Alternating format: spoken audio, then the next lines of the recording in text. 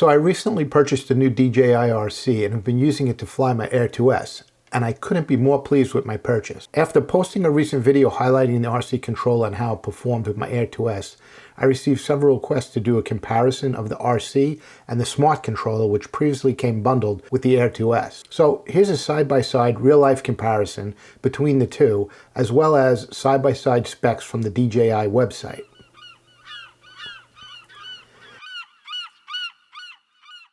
Hey, welcome back everyone, it's Joe from Ghost 1917. Before I get into the comparison, I'd like to thank my nephew Donnie for lending me his Smart controller and Air 2S, which he purchased as a bundle, making it possible to do this comparison video.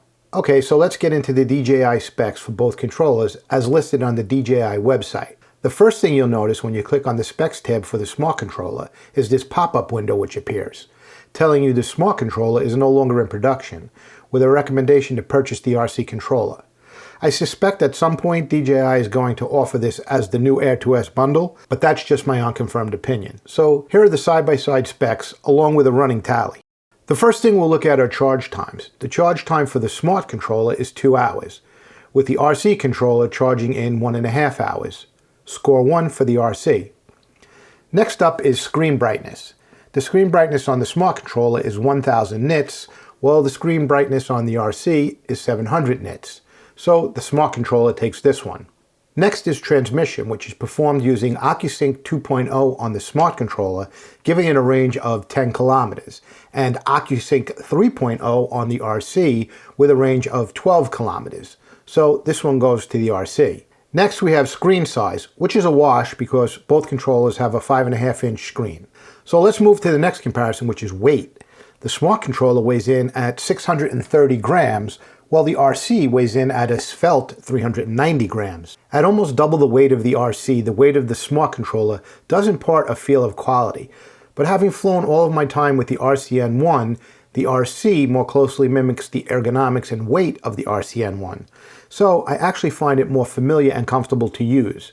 So I'm going to give this one to the RC. However, if you like a beefier feeling controller, you can score 1 for the Smart controller. Another important feature to compare is the ability to store your photos, videos, and screen recordings on the controller utilizing external SD storage in the form of a micro SD card. The max supported SD card on the Smart controller is 128 gigabytes, while the RC can take up to a 512 gigabyte card. This one clearly goes to the RC. Now what about battery life? When I fly, I typically have enough batteries to get in about 2 to 3 hours of flight time. So ideally, I would like the controller to have a similar battery life. With the Smart controller having only 2.5 hours of battery life, it doesn't quite make it, while the RC enjoys 4 hours of battery life. So this one goes to the RC. Antenna configuration, although not as important as some of the other features, is still worth mentioning.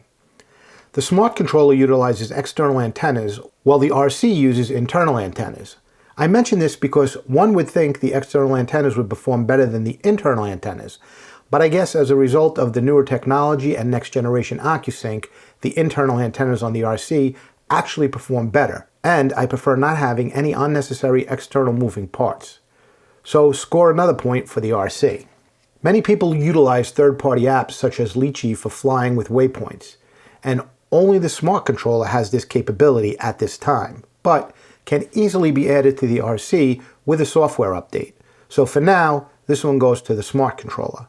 Finally, the Smart controller has an HDMI output for use of an external screen/monitor. The RC does not. So score a final point for the Smart controller. Advertised specs are a great baseline, but as we all know, advertised specs and actual specs rarely, if ever, are the same. So with the advertised specs out of the way, let's see how the two controllers compare during actual use. The first comparison test was screen brightness. I took some footage using my iPhone of the two controllers side by side during midday in both the shade and direct sunlight. I had both controllers set to 100% brightness. You can see for yourself the 1000 nits of brightness on the Smart controller is noticeably brighter than the 700 nits on the RC, but not to the point where it makes an operational difference. I feel DJI weighed cost versus usability between the two and decided a 700 nit screen will do the job for less cost than a 1000 nit screen. The next comparison test I performed was the transmission range test. I flew the same flight path at roughly the same altitude, hand landing and taking off while sitting in my truck. The first up was the Smart Controller, which reached a max range of 3,027 feet at an altitude of 250 feet before I got yellow bars. The RC controller reached a max range of 4,400 feet at a slightly higher altitude of 290 feet before it went yellow. That's approximately a third of a mile further than the Smart Controller. Also, you can see in the screen recordings that the RC footage is noticeably smoother than the Smart Controller footage, something you don't notice when comparing camera recordings because that footage is stored locally on the drone, so transmission between the controller and drone doesn't come into play. As noted in the advertised specs, weight between the two controllers is significantly different, and another area where I prefer the RC's lighter weight and profile. Like I said earlier, I'm so used to flying with the RCN1 that the RC just feels more familiar to me than the Smart Controller. I began to notice the weight on the Smart Controller about 15 minutes into my first flight. It's not unmanageable, just noticeable, where the RC feels just like the RCN1, minus the top-heavy weight of the attached phone. At the end of my testing day, I took a look at the battery levels of the two controllers. The Smart Controller had 20% battery remaining, while the RC still had 90% battery remaining.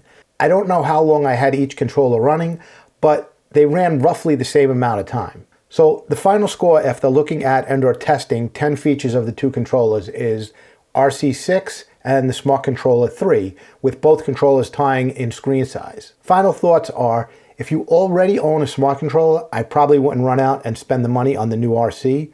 But if you're still flying the RCN1, I would definitely consider getting the RC controller. As always, I'd love to hear from you. Let me know in the comments section below which controller you prefer using when flying your drone. And while you're down there, make sure to hit the like and subscribe buttons and hit the bell notification so you don't miss out on future videos. Thanks so much for watching, and we'll see you in the next one.